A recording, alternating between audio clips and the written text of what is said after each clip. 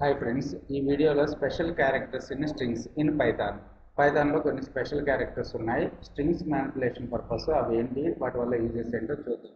For example నాకు ఇక్కడ I am Venkat, so I am Venkat అని చెప్పి మనకి అవుట్పుట్లో డిస్ప్లే అవుతుంది. ప్రాబ్లం లేదు. నేను ఇక్కడ ఏం చేద్దాం అనుకుంటున్నానంటే సింగిల్ కోడ్ పెట్టి యామని పెడదాం అనుకుంటున్నాను. ఓకే, ఒక్కోసారి ఇలా రాస్తాం కదా మనం. సో రాసేటప్పుడు ఇక్కడ ఎర్రర్ వచ్చేస్తుంది. అందుకని చెప్పి మీరు single quote middle of the string ఎక్కడైనా ఇచ్చేసుకోవాలి అనుకుంటే, సో మీరు సింగిల్ కోడ్ బదులుగా డబుల్ కోడ్స్ స్ట్రింగ్ డబుల్ కోడ్స్లో స్ట్రింగ్ రాసుకుంటే మీకు ప్రాబ్లం ఉండదు. ఓకే, ఆ విధంగా డబుల్ కోడ్స్ అవసరం వచ్చినప్పుడు సింగిల్ కోడ్స్ యూజ్ చేసుకోవచ్చు. లేదు అనుకుంటే మీరు ఎస్కేప్ సీక్వెన్స్ కూడా ఉంటుంది, దాన్ని బ్యాక్వర్డ్స్ రాశారు. సో ఇక్కడ చూసుకున్నట్టయితే ప్రింట్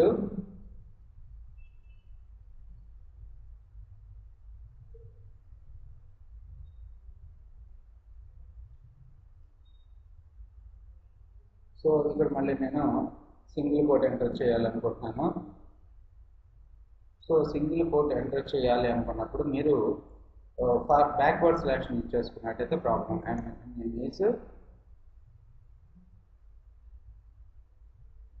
సో ఈ విధంగా మనం ఎస్కేప్ సీక్వెన్స్ని కూడా యూజ్ చేసుకుని మనకు రిక్వైర్డ్ కావాల్సిన అవుట్పుట్ని మనం ప్రింట్ చేసుకోవచ్చు.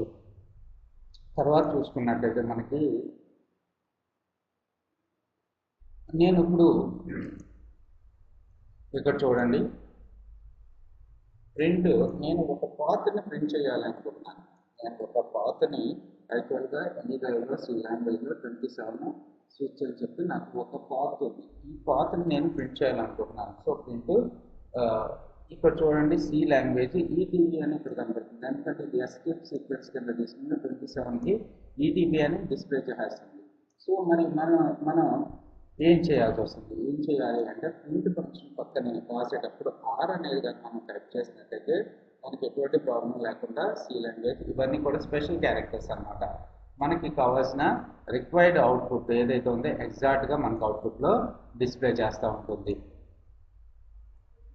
ఓకే, తర్వాత చూసుకున్నట్టయితే మనకి ఒక్కొక్కసారి నాకు ఎలా కావాలి అంటే ఫార్మాటెడ్ స్ట్రింగ్ కావాలి. నేను ఇమేజ్ వెంకట్ కొద్దిగా స్పేస్ ఇచ్చి లాస్ట్కి రిక్వైర్డ్ ఇన్ఫర్మేషన్ ఏదో ఒకటి కావాలి అంటే మీకు ఇక్కడ ఎగ్జాంపుల్లో చూపిస్తున్నాను. నాకు ఇక్కడ ఇవి కనపడుతున్నాయి కదా, ఇవి నాకు ఎగ్జాక్ట్గా కావాలి. సారీ, హాయ్ తర్వాత స్పేస్ వేస్తున్నాను. దిస్ ఈజ్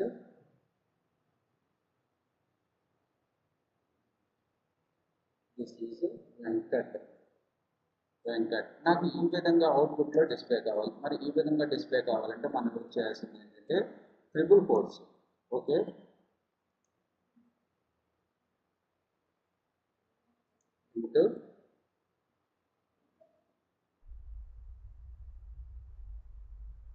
ట్రిపుల్ కోడ్స్, తర్వాత ఒక ఫార్వర్డ్, ఒక బ్యాక్వర్డ్ స్లాష్, తర్వాత మీకు ఏది కావాలనుకుంటే అది టైప్ చేయండి.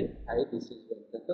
తర్వాత దీన్ని ట్రిపుల్ కోడ్స్ తోటి ఎండ్ చేసినట్టయితే మీకు కావాల్సిన యాస్టీజ్ అవుట్పుట్ మీరు ఎలాగైతే ప్రింట్ చేశారో, ఎలాగైతే టైప్ చేశారో యాస్టీజ్గా అవుట్పుట్లో ఆ విధంగా మనకి డిస్ప్లే అవుతుంది. ఈ విధంగా కొన్ని స్పెషల్ క్యారెక్టర్స్ మనం యూజ్ చేసుకోవచ్చు. ఆర్ యూజ్ చేసుకున్నాం, okay, back slash character use చేసుకున్నాం, అలాగే ట్రిపుల్ కోడ్స్ని యూజ్ చేసుకుని మనకు కావాల్సిన రిక్వైర్డ్ అవుట్పుట్ని ప్రింట్ చేసుకున్నాం.